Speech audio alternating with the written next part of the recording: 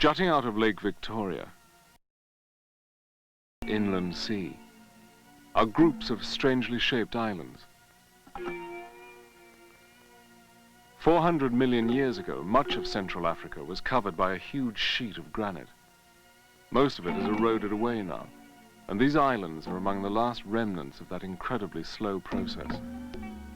They are some of the oldest and hardest rocks on this earth. The name for these jumbled piles comes from an old Dutch word meaning little heads. They are called kopjes.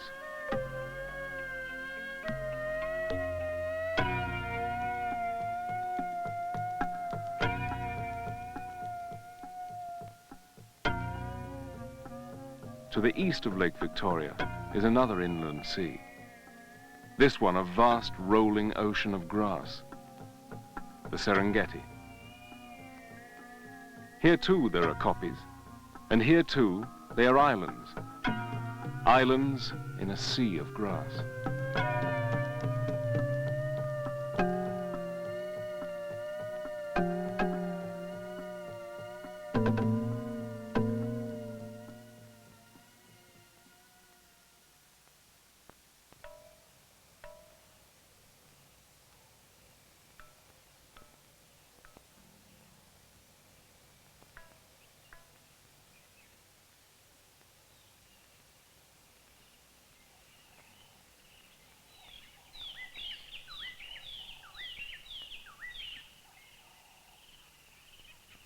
Cloaked in the mist of a rainy season dawn, the Serengetti kopjes look just like their offshore counterparts.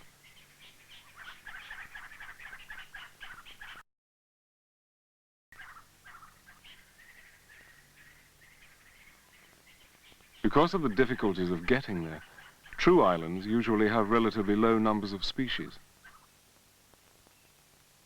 Kopjes are more easily colonized and so have more variety. But because they are essentially islands, ecological islands, some of the creatures that inhabit them have become as specialized as any oceanic island dweller. For them, the surroundings are as and dangerous as any shark-infested sea.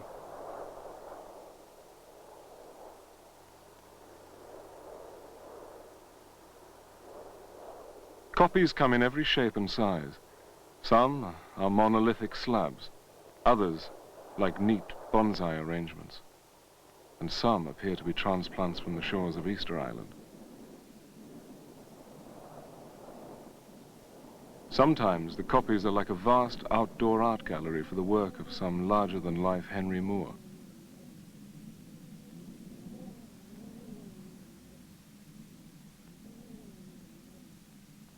And because this is Africa, everywhere there is life.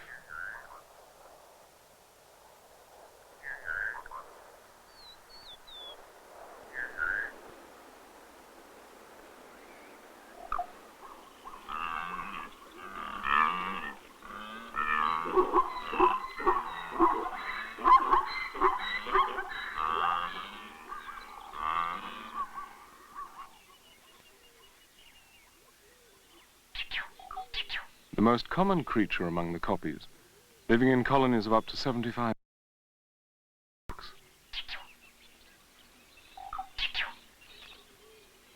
Hyrax have very poor temperature control, and rather like reptiles, they cannot begin the day's activities until they have thoroughly warmed up in the morning sun.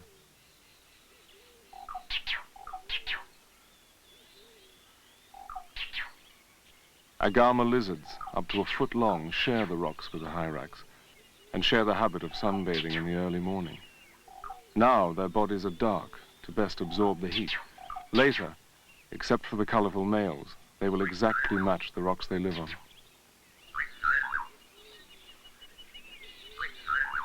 There are two hyrax species on the kopjes, the gingery 3-kilo rock hyrax and the smaller and more grayish bush hyrax.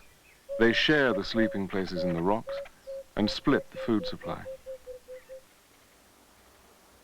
The bush hyrax is a good climber, and although its feet are not well adapted, it clambers high into acacia and other trees for the leaves that are its main food. The rock hyrax eats mainly grass, so the two species can live together without competing for food. From its high perch, the bush hyrax can easily spot danger, making it safer for the rock hyrax feeding below.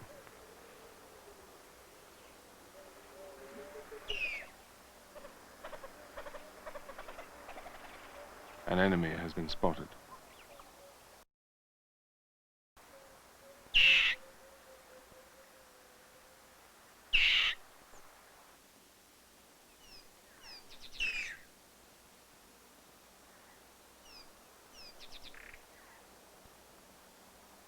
This is probably the most beautiful of Africa's small cats, the solitary and seldom seen caracal.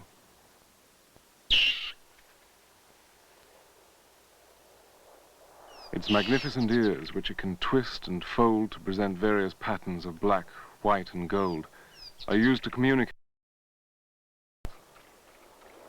The caracal hunts for rodents and hyrax among the rocks, but it is also very fond of birds, which it catches with leaps of up to 6 feet into the air. This is so spectacular that trained caracals were once used in contests between Indian maharajas to see whose cat could knock down the most birds from a flock of doves. Their deadly skill at this game gave us the expression, putting a cat among the pigeons. There is another predator among the Kopjes that is perhaps even more spectacular than the caracal, the black eagle.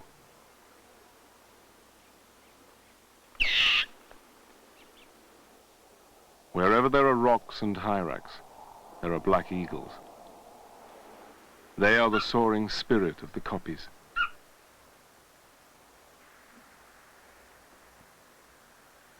This pair is displaying over the huge rock where their kind have nested for perhaps thousands of years.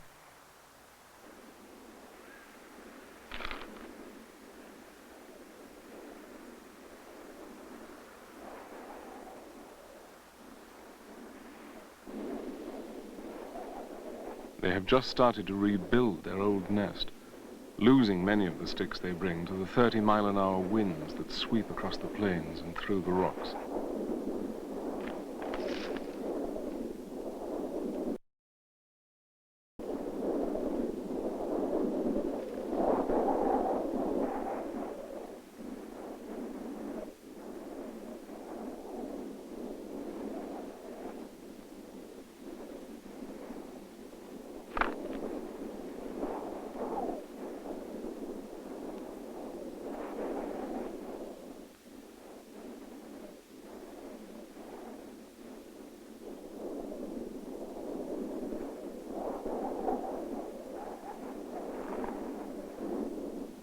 The winds are so strong that the eagles are sometimes flying backwards.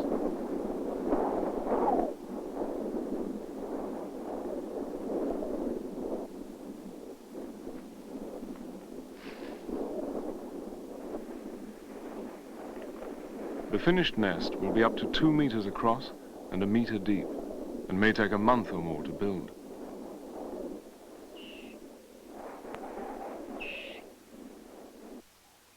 Hyrax have up to 4 young at a time, born large and well developed.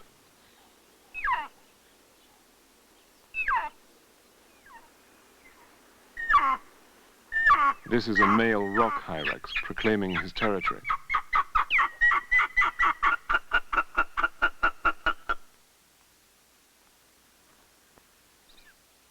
The dominant male on the neighboring kopje answers.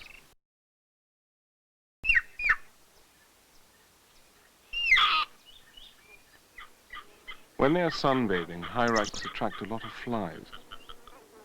Agama lizards love flies, and they take great liberties while catching them.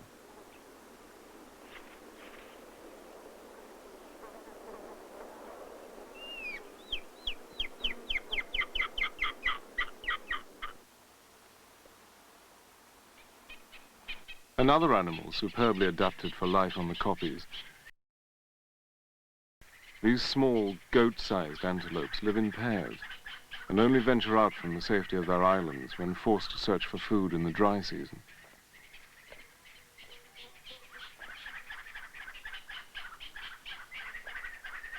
Their most striking adaptation to life on the rocks is their hooves.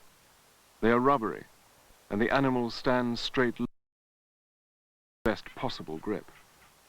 Their hair, too, is remarkable. It is tough and springy and loosely rooted, making a good shock absorber should the animal fall against a sharp rock.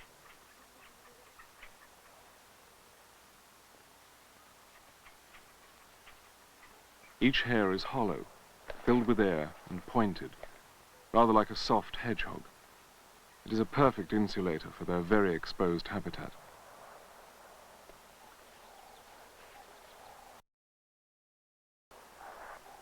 Unlike other antelopes, the klipspringer is unable to sleek down this springy coat, which explains their rather plump appearance. They mark their territory, sometimes just one large kopje, by rubbing their face glands on twigs and scattering urine with a flutter of the tail.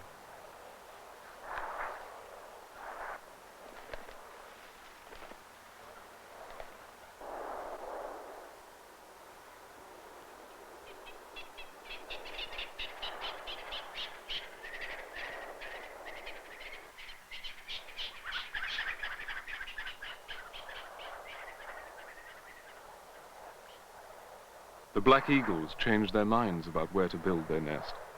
After weeks of work at the first site, they moved about 1 kilometer and have now finished building on this spectacular new site.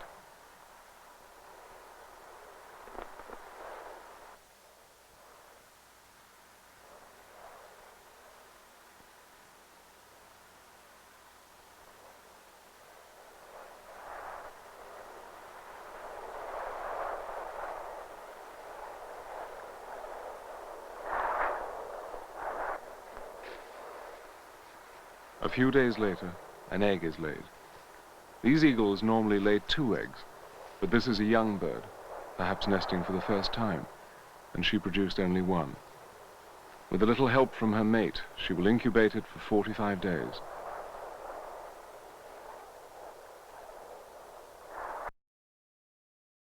Rainfall running off the rocks provides a good crop of grass around the base of the kopjes, and when it is seeding, it attracts many birds.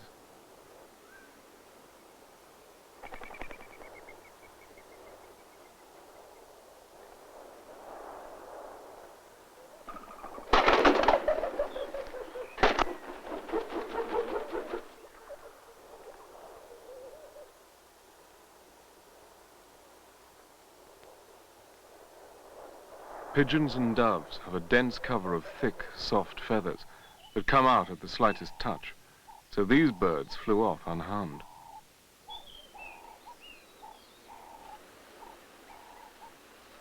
They also have very short memories.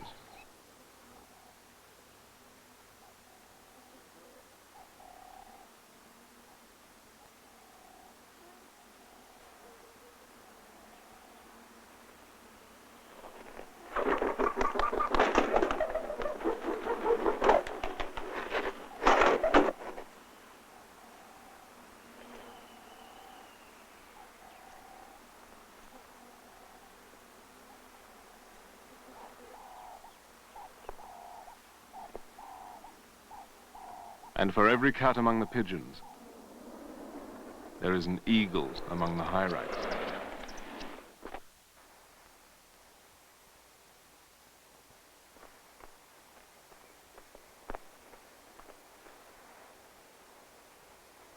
The eagle chick is a week old now, and the adults must kill almost every day. Apart from the occasional hare or young klipspringer, exclusively on hyrax, and they seem to catch them with ease.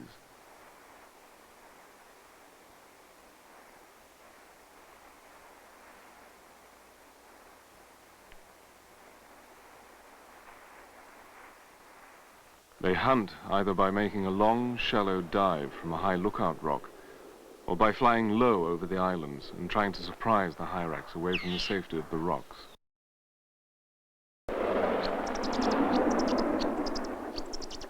If the hyrax stay close to the rocks, with their many sheltering cracks, they are relatively safe. In the process of erosion, the boulders split along fault lines. But they also shed flakes of rock that are cracked away by the constant expansion and contraction caused by temperature change. And the cracks provide a safe and extensive habitat for any creature flat enough to fit into them. The agama can fit into very narrow cracks. This is a male, and he advertises his presence and his possession of territory by climbing a rock and bobbing his gaudy head. A neighboring male replies.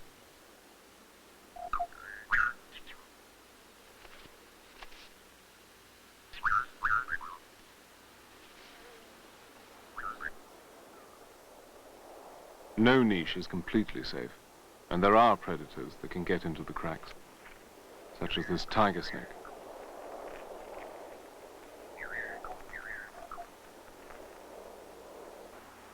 Inside the crack is a colony of bats. In order to exploit the narrow crack habitat, this species have very flattened bodies, and instead of hanging by their hind feet, they scuttle about on all fours.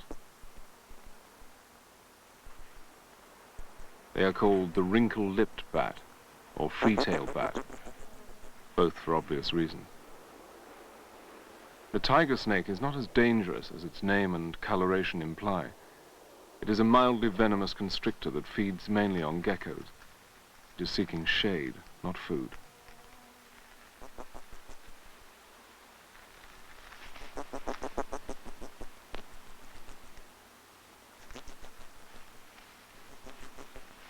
The bats, after some initial excitement, make room for it.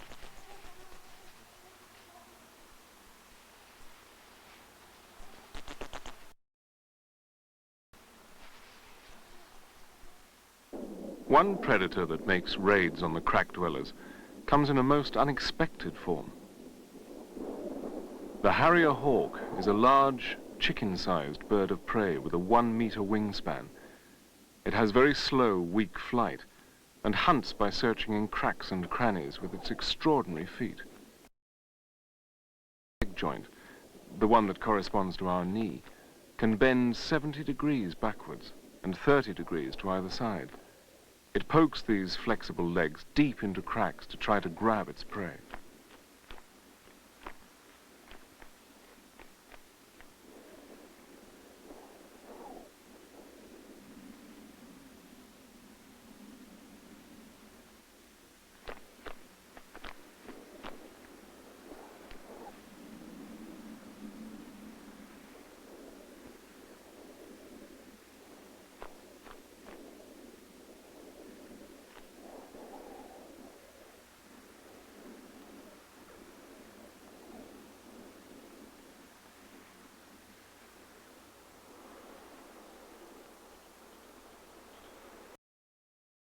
Likely creature to have evolved into a flattened, crack-fitting shape is this one.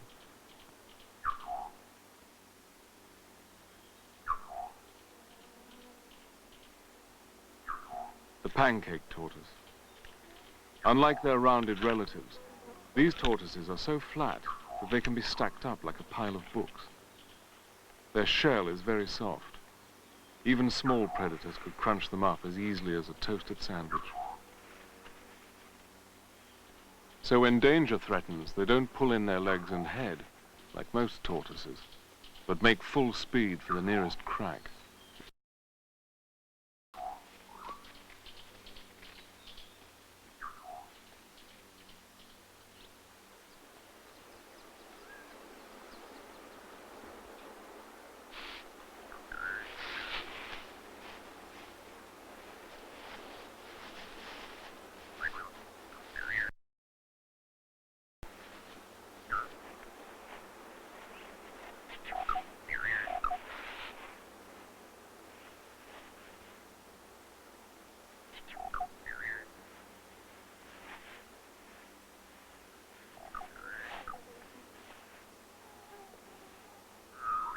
It's a remarkable piece of evolution that obviously works very well.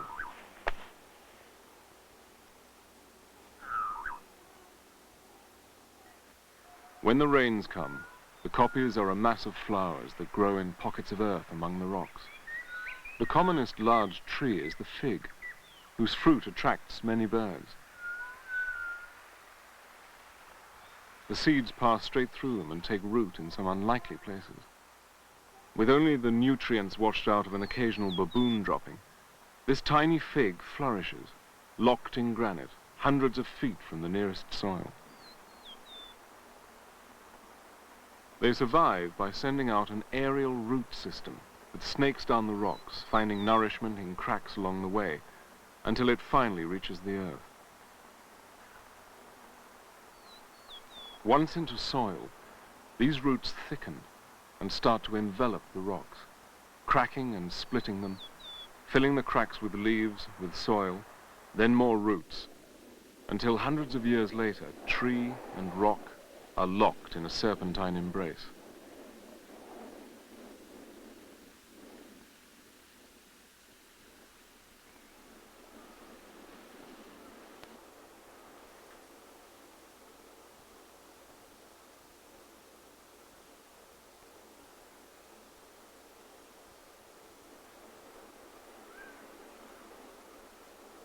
The other common tree on the Kopjes is a large succulent, the candelabra euphorbia. Its millions of tiny flowers attract large numbers of insects.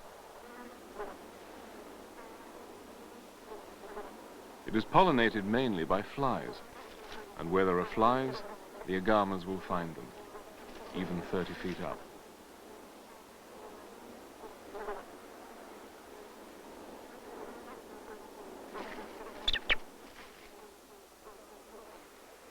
The eagle chick is 2 months old. It squirts its droppings clear of the nest, making a mark that's visible for miles. It also throws off well-picked hyrax bones and skulls.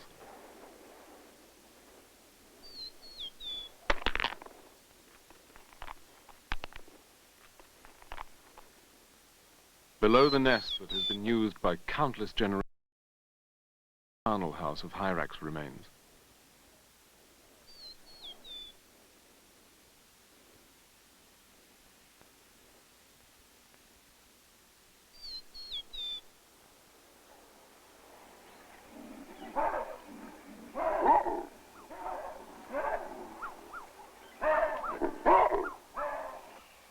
Soon after dark, a white-tailed mongoose emerges from its den among the rocks in search of that day's windfalls.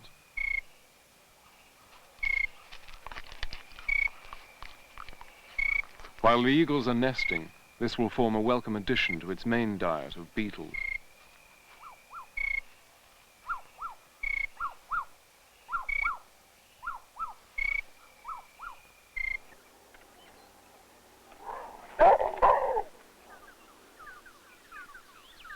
At the entrance to a nearby cave is another collection of bones that appear to be the work of some major predator.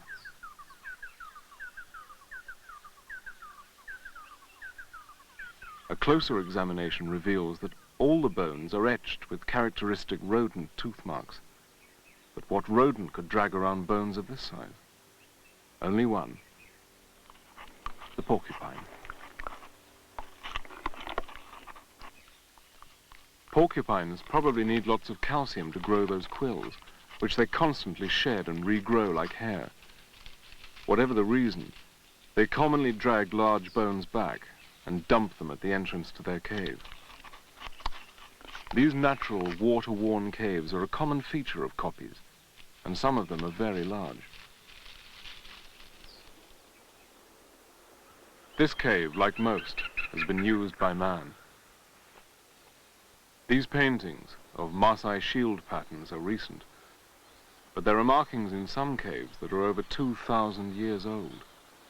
Some of mankind's oldest remains have been uncovered very close to here, so there is every reason to believe that opportunistic creatures like our forebears may have sheltered among the Kopjes even millions of years ago.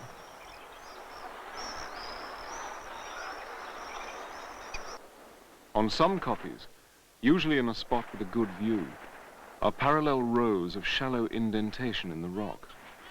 These are for playing the board game of bow, in which pebbles are moved from hole to hole in a game still played in Africa today.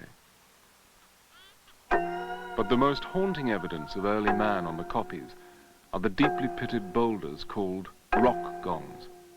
The granite is so hard that when a freestanding slab is struck with a stone, it resonates like a bell. Some rocks have been struck so often, over so many millennia, that their faces are pocked with deep indentations. Used at first for communication between the islands, these gongs became mankind's first musical instruments.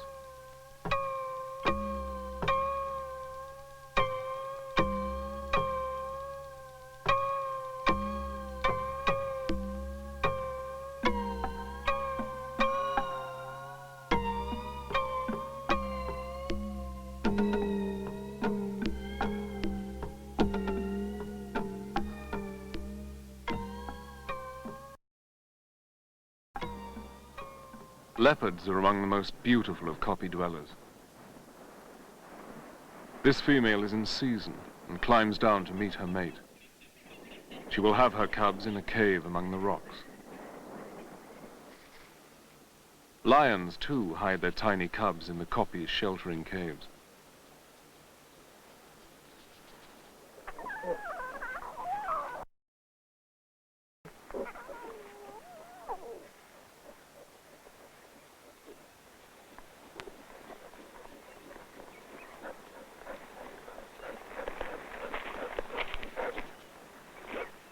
The neighboring pride have moved in and taken unhealthy interest in the situation. They would possibly even kill the cubs, but the mother can easily defend the small entrance to the cave.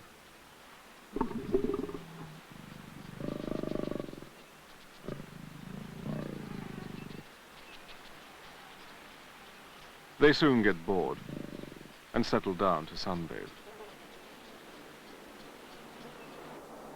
The young eagle leaves the nest when it is about 3 months old.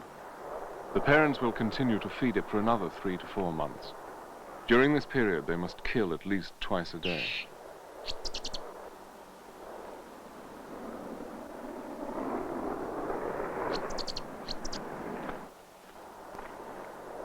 The hyrax is taken to a convenient rock, and the chick comes to collect it.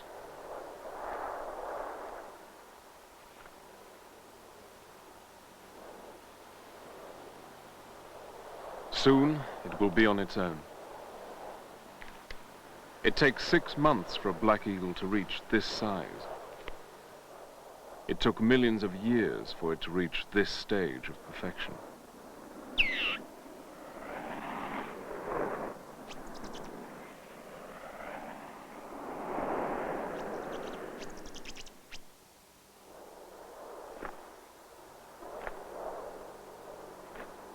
The rocks have seen it all. This ancient granite has seen not just the lives of these creatures as we have, but their very evolution. By providing a habitat where animals could specialize and evolve in relative isolation, these islands in a sea of grass have been midwife to some strange and successful experiments. They've also given shelter for millennia to our own species. And perhaps the ringing granite hardness of these age-old rocks gave us that which makes us so joyously different from other creatures. Perhaps they gave us music.